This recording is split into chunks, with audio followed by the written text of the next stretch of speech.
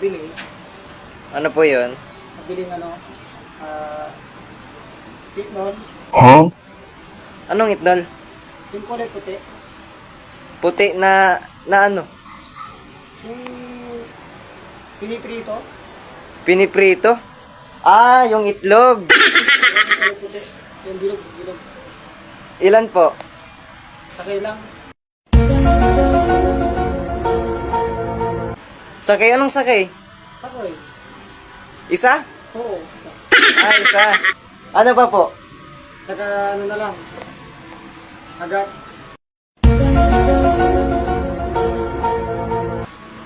Anong agat? Yung agad, yung sa amin kasi agad ang tawag namin doon sa doon sa Pangasinan ay. Agat? Oo, yung pinupukpok siya pag nagbigisa. Ah, luya. Oo, English mo lang naman eh. English ba yun, Loya? Dito sa Maynila.